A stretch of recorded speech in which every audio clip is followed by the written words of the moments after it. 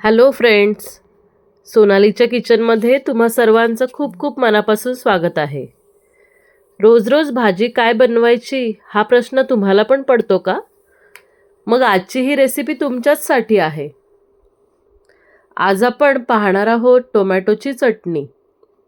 अगदी सोपी आणि झटपट होणारी ही रेसिपी आहे. त्यासाठी मी इथे सर्वप्रथम 6 टोमॅटो घेतले आणि ते स्वच्छ धुवून घेतले. मग पुसून ते असे 2 भागांमध्ये करून घेतले. त्यानंतर एक कढई घेऊन त्यात साधारण 2 चमचे तेल टाकून त्यात हे टमाटे अशा रीतीने ठेवून घ्यायचे आहेत.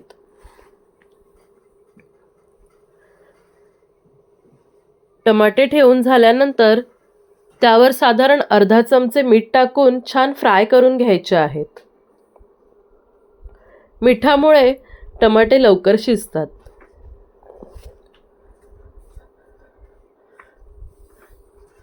आता हे टमाटे तुम्ही झाकण लावून देखील शिजवू शकता. मध्ये मध्ये ते असे चेक करत राहायचे आहे आणि पुन्हा थोडे शिजू द्यायचे आहेत. तुम्ही इथे बघू शकता टोमॅटो छान शिजत आहेत आणि आतल्या आत त्या टोमॅटोला पाणी सुद्धा सुटलंय.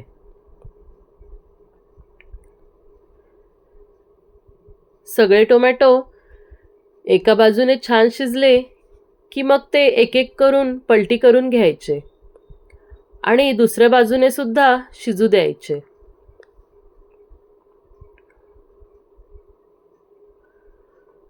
टोमॅटो हे शक्यतो दोन्ही बाजूंनी छान फ्राय करून घ्यायचे आणि मग पुन्हा झाकण लावून ठेवायचे आहेत.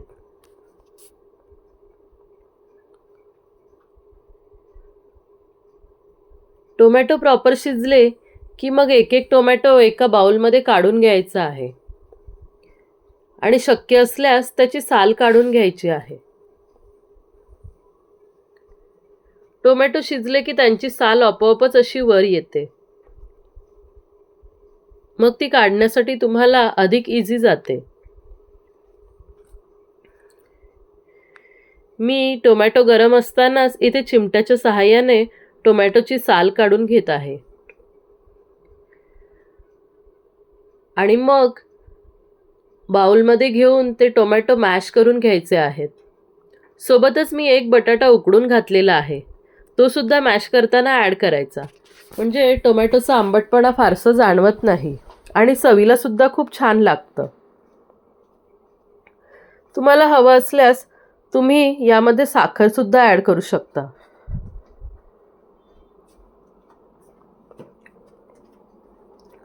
आता टोमॅटो आणि बटाटे छान मॅशरने एकजीव करून घ्यायचे आहेत.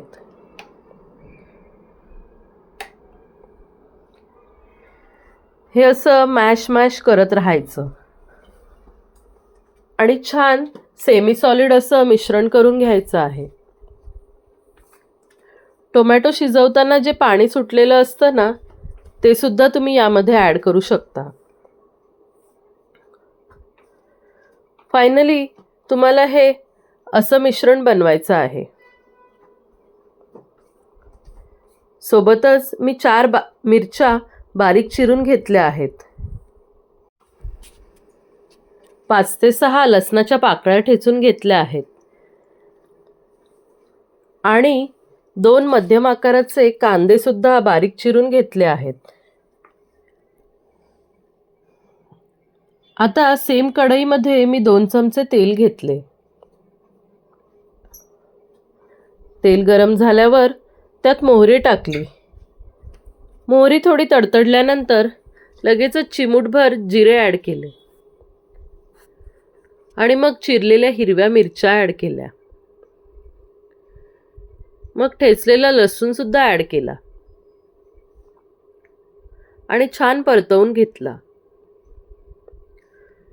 त्यानंतर बारीक चिरलेले कांदे सुद्धा ॲड केले आणि हे चिरलेले कांदे लालसर होईपर्यंत ते कांदे भाजून घेतले. तुम्ही इथे बघू शकता कांदा छान फ्राय होतोय.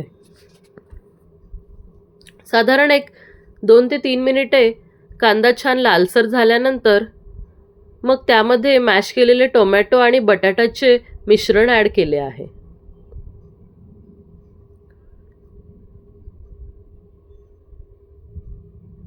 आता मी अर्धा चमचा मीठ ॲड केलं.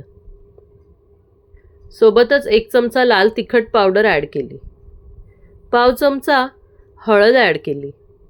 अर्धा चमचा धणा पावडर आणि अर्धा चमचा जिरे पावडर ॲड करून छान मिक्स करून घेतलं आणि झाकून ठेवलं. 2 ते 3 मिनिटांनी झाकण उघडले आणि मग पाव चमचा मालवणी मसाला ॲड करून पुन्हा थोडं मिक्स करून पुन्हा झाकून ठेवलं.